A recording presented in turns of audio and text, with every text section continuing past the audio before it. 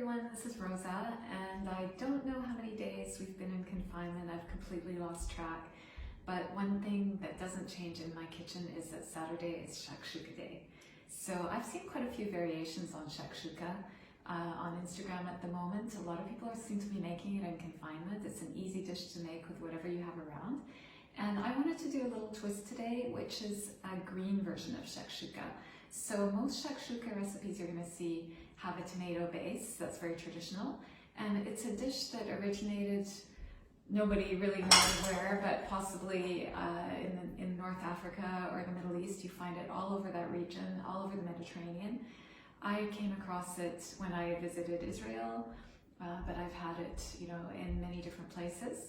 And a lot of people think that it has to have a tomato base, but actually Shakshuka can be whatever you want to use, and that's what makes it so perfect for this time when we don't really know what we're going to have in our kitchens or what's going to need using up. So today I thought it'd be fun to do a green version, which is something that I do quite often at home. And what I like to put together are leeks and chard. So chard is something that we have very commonly in Nice all year round. It's the most popular green vegetable here just because it grows so easily, it grows everywhere. And I like the sweetness of the leeks with the chard. I think those two work very well together. And today we have something special to add to it, which is asparagus. Now this is really a luxury for me at the moment. It's not something I can find very easily. I got some at the organic shop. It's a season, of course, so I'm excited about using it. If you have leftover vegetables in your fridge, this is a time to throw them in. If you have sweet potatoes or whatever you might have that needs using up, broccoli, green beans, they can also go in a shakshuka, whether or not use a tomato base. Please feel free to just think of it as a dish of cooked vegetables with eggs.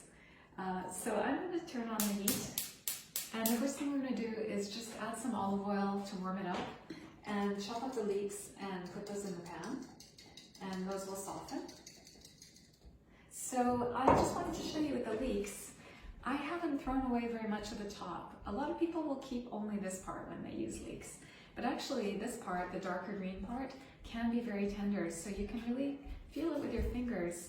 If it doesn't feel really thick and tough, you can go ahead and cook it. And if it does feel thick and tough, you can take it off. But you don't necessarily need to throw that away either. You can also add that to the stock, or even make, if you're making mashed potatoes, you can add some of the harder leek leaves to the cooking water and puree them together, and you'd be surprised. So I'm just going to cut that darker green part first.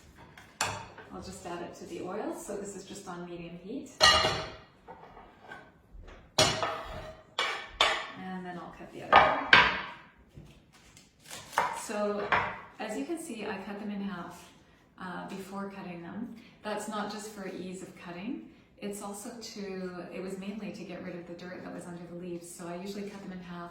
I'll open them up and I rinse them under cold water once they're opened up, because there's always some sand that's lurking under those leaves. People have told me, people who come to my classes from the United States often mention that their leeks can be very sandy. So you really need to watch it, because it's really unpleasant if you go to all the trouble of cooking a dish with leeks and then you get all full of sand. So you can put the rest of the leeks in. This is not a recipe where I measure ingredients. I'm going to put a little bit of salt with the leeks so that it helps them to soften. It's going to draw out their juice. And then we can prepare the asparagus.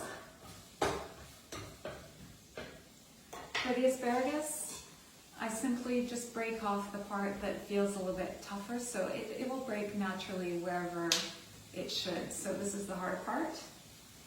You can set that aside. Again, like the dark part of the leek, you don't need to throw it out necessarily. It can be nice in a soup, definitely in a stock. It can add some nice flavor. And these I'm just going to cut into little rounds so that they can be cut up, or they can be cooked with the leeks. I'll try not to have them rolled all over the place. And I'll try to keep the tips more or less intact, so I won't cut those up too small because they're pretty. And I'm just going to add them directly in with the leeks.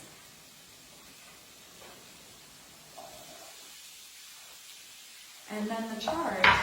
This is a chard. It's not as common in these. It's got a thicker leaf than what we normally find, and it had quite a big rib, so I actually separated out the rib and the leaf.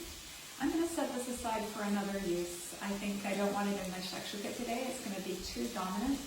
And this is really nice. I like to slice it up, saute it with garlic and chili pepper and maybe some lemon zest and mix it with pasta.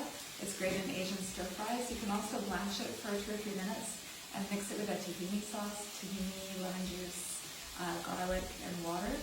And that's really nice. So there are different countries you can kind of take that to. But for now I'm using just this green part. And I'm going to take a few leaves, roll them up, and then just slice them. So say about 1 centimeter, which is about 1/2 inch. And this will shrink, but probably not as much as some of the other chard that we get here, which is more kind of spinachy, that's going to shrink a lot more. So you're not aiming to brown these vegetables, you just want to soften them really. If they get a little bit of color, that's okay. If it seems dry, you can add a little more oil.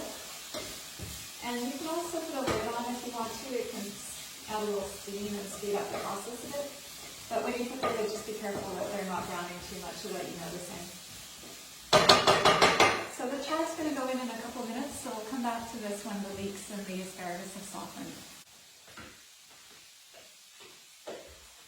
The vegetables are soft now, so I'm going to add the spices. So I noticed I really don't have a lot of this Aleppo pepper left, so I'm going to use what I have. And I'm going to add a little bit of this pepper mix from Bhutan. My friend Christy brought it for me. I know that sounds, it's not something you could get every day, so just use any chili pepper you have that you like. The za'atar, so you can be generous with za'atar. A nice spoonful, and I'll put a little bit more on the eggs as well. And then we'll put the paprika once the eggs are in. So just give that a stir. And then we're going to get ready to put our eggs. So we want to make, I'm going to use 4 eggs. So I'll just make 4 little cavities where the eggs are going to go. And usually what I do is I put a little bit of oil in each of those just to make sure the eggs are not sticking. And you want to make sure you use a non-stick pan because it could be quite stressful if your eggs are stuck, unless you're going to eat it right out of the pan, which is fine too. So now we'll just break the eggs one by one. Try not to break the yolk. These eggs have a very hard shell.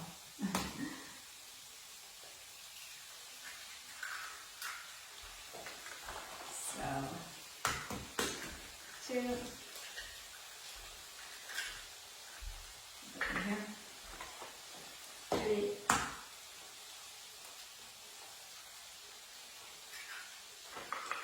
And 4.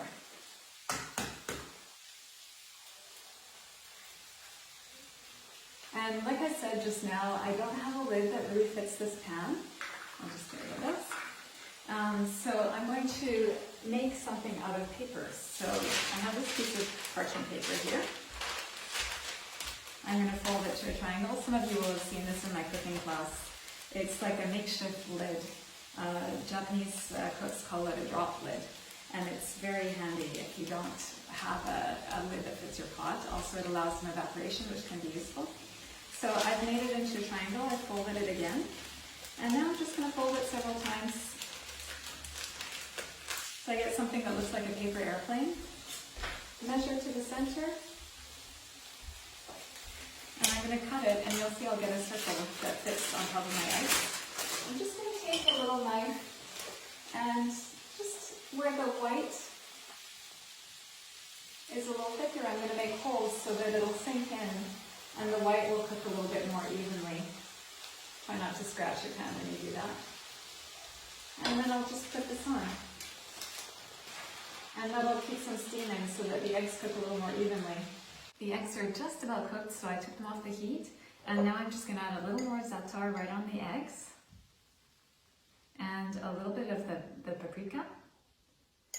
And then they're ready to serve. So you can have them with bread, you can have them with rice, anything you really want to. Enjoy!